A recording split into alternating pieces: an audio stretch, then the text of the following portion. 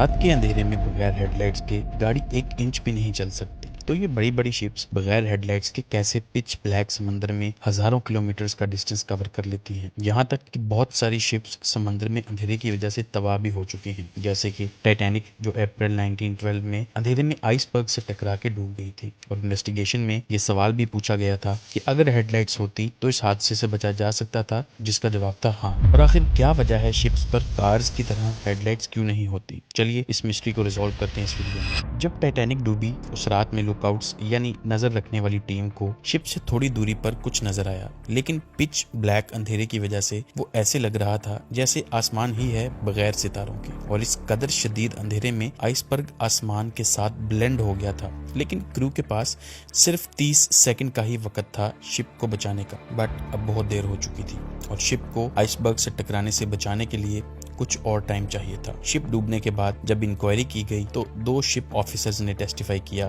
कि अगर उस दिन स्पॉटलाइट होती तो आइसबर्ग जल्दी दिख जाता, क्योंकि अंधेरी रात थी और चांद की भी रोशनी नहीं थी और पानी बिल्कुल भी मूव नहीं कर रहा था। और अगर चांद की भी रोशनी होती तो यह हादसा होने से बच सकता था। आइसबर्ग के साथ पानी बहुत जेंटली टकरा रहा था, जिससे छोटी छोटी वेव्स भी बन रही थी। तो क्या स्पॉटलाइट से फायदा हो सकता था? जी बिल्कुल, उस तरह की अनयूजुअल कंडीशन में हो सकता था। लेकिन मसला ये है कि ऐसी बड़ी हेडलाइट्स शिप के फ्रंट साइड पर लगाने से फायदा कम नुकसान ज्यादा होता है, क्योंकि हेडलाइट्स से ज्यादा शिप के क्रू की आईसाइट काम आती है आगे देखने के लिए। ये सदियों से होता आ रहा है और शिप्स पर ऐसे तेज नजर वाले लोग जिनको लुकआउट्स बोला जाता है, इनकी सबसे ज्यादा अहमियत होती थी, क्योंकि एक तजर्बाकार बंदा आसानी से मीलों दूर से पता लगा सकता था कि एक शिप कहाँ है और वो किस तरह की है और वो किस कंट्री की है। इतनी डिटेल से देख पाना किसी भी आम इंसान के लिए पॉसिबल ही नहीं था। लुकआउट्स को नजर रखने के लिए रखा जाता था कि जैसे ही कोई छोटा सा भी साइन नजर आए किसी दोस्त या दुश्मन शिप का, या रास्ता गलत हो और शिप अपने रास्ते पर ना जा रही हो, तो फौरन इन्फॉर्म किया जाए।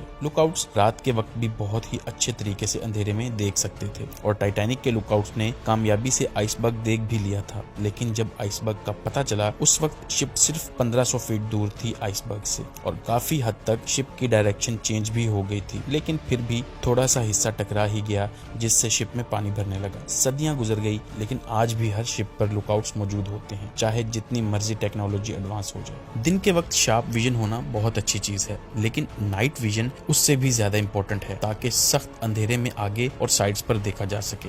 जैसे हाईवेज पर लेन्स होती हैं और हर गाड़ी अपनी अपनी लेन में चलती है, समंदर में बीकन्स एंड बॉयज पानी में वाटर लेन्स बनाते हैं, जिससे हर शिप अपनी अपनी लेन में चलती हैं। इस तरह अंधेरे में शिप्स को देखना आसान हो जाता है, ताकि शिप्स आपस में ना टकरा जाएं। रात के वक्त दूसरी शिप्स पर चल रही कुछ मखसूस लाइट्स को देखकर एक शिप की डायरेक्शन का पता चलता है, और अगर ये लाइट्स ना चल रही हों किसी शिप पर, तो शिप्स के आपस में टकराने के चांसेस बढ़ जाते हैं। देखें, एक शिप के लेफ्ट पार्ट पर रेड लाइट लगी होती है और राइट साइड पर ग्रीन लाइट, और एक लाइट बिल्कुल टॉप पर एंटेना पर लगी होती है, जो हेडलाइट तो नहीं होती। लेकिन ये लाइट अगर चल रही है और साथ में रेड और ग्रीन लाइट भी ऑन है, तो इसका मतलब है वो शिप डायरेक्टली आपकी तरफ आ रही है। अगर सिर्फ रेड लाइट चल रही होगी तो शिप राइट टू लेफ्ट जा रही है, और अगर ग्रीन लाइट चल रही होगी तो शिप लेफ्ट टू राइट जा रही है। दूर से आ रही दूसरी शिप्स की डायरेक्शन इन्हीं लाइट्स से देखी जाती है, जिससे शिप्स आसानी से एक दूसरे के पास से गुजर सकती हैं। बड़ी बड़ी हेडलाइट्स लगा देने से शिप के सामने क्या चीज है क्रू को कुछ दिखाई ही नहीं देगा, जिससे क्रू के लिए बहुत मुश्किल हो जाएगा शिप्स को नेविगेट करना। बड़ी हेडलाइट्स या स्पॉट लाइट्स से शिप पर लगी दूसरी लाइट्स किसी को नजर नहीं आ सकेंगी अगर कोई दूर से देखेगा तो।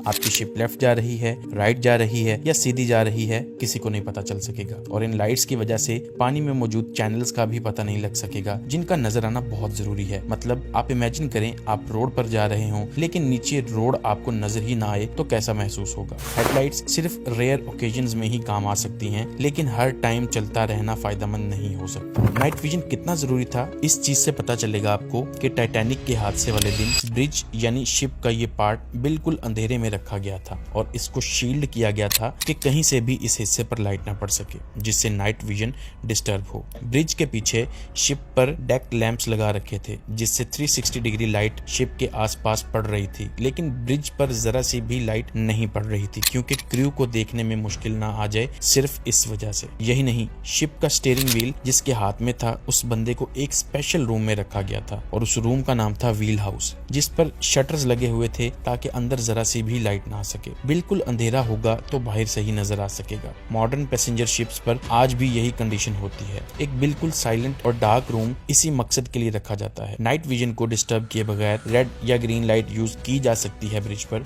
उसका इशू नहीं होता। अब शिप्स पर स्पॉटलाइट और सर्च लाइट्स लगाई भी जाती हैं जो जरूरत के वक्त काम भी आती हैं, लेकिन टाइटैनिक पर लो पावर्ड स्पॉटलाइट जो बो के पास लगी होती तो हादसा होने से बच सकते थे। अगर टाइटैनिक पर ऐसी लाइट लगी होती तो वो फिर भी यूज नहीं होनी थी, क्योंकि उस रात की कंडीशन बहुत ही खराब थी और ऐसी रात बहुत ही कम देखने में आती है। अगर एक शिप फॉग से घिरी होगी तो स्पॉटलाइट से कम दूसरी शिप्स को वार्न किया जा सकता है, जिससे हादसा होने से बच सकता है। इस पेंटिंग को अगर आप गौर से देखें जो एक ब्रिटिश आर्टिस्ट केनेथ स्मिथ ने बनाई थी, इसमें देखा जा सकता है कि एक ब्रिटिश शिप ऑस्ट्रियस जो सुएज कनाल से गुजर रही थी 1920 में, उसके बाव में एक स्पॉटलाइट यानी हेडलाइट लगी हुई थी। इसको सुएज लाइट भी बोला जाता है, जो सिर्फ तब यूज की जाती है जब कोई शिप सुएज कनाल से गुजर रही हो, क्योंकि ये कनाल इतनी नैरो है कि एक छोटी सी गलती हो गई तो शिप स्टक हो जाएगी।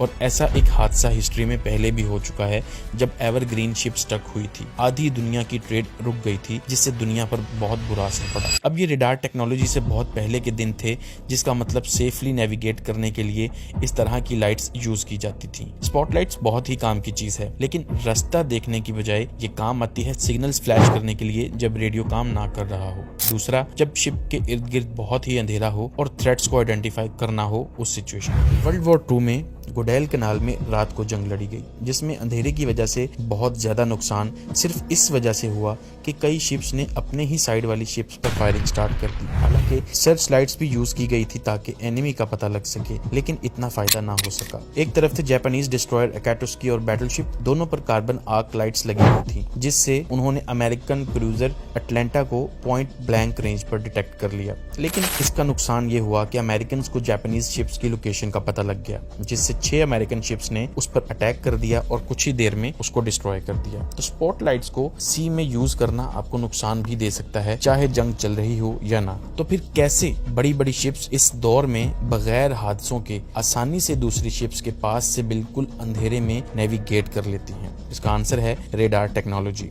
रेडार असल में इलेक्ट्रोमैग्नेटिक वेव्स भेजता है जो किसी चीज से टकराकर वापस आती हैं, तो फौरन पता लग जाता है आगे किस तरह की चीज है। और आजकल की शिप्स आसानी से मीलों दूर किसी भी चीज को डिटेक्ट कर सकती हैं इस टेक्नोलॉजी की वजह से। अगर टाइटैनिक पर रेडार होता तो क्रू को बहुत दूर से पता लग सकता था कि आइसबर्ग आगे उनके रास्ते में है, क्योंकि रेडार से 40 किलोमीटर दूर तक भी देखा जा सकता है आगे क्या चीज है। अब टाइटैनिक के क्रू को सिर्फ 1500 फीट की दूरी पर ही पता लगा था आइसबर्ग का, जिसकी वजह से वक्त की कमी की वजह से शिप को जल्दी मोड़ न सके। अब जिन शिप्स पर हेडलाइट्स यूज होती हैं वो हैं आइस ब्रेकर्स, जिन पर बहुत ही पावरफुल लाइट्स लगाई जाती हैं, क्योंकि ये नॉर्मल शिप्स की तरह नहीं होती और ये मुसलसल आइस पर चल रही होती हैं और स्पीड इंतहाई कम होती है, तो हेडलाइट की वजह से इतना मसला नहीं बनता। कुछ शिप्स पर हेडलाइट्स होती हैं, कुछ पर इंसानी आंखों पर ही डिपेंड किया जाता है, और इसके बाद रेडार बहुत काम आता है समंदर में। That's all for this video. उम्मीद है आपको वीडियो अच्छी लगी होगी। मिलते हैं अगली वीडियो में। अल्लाह हाफिज।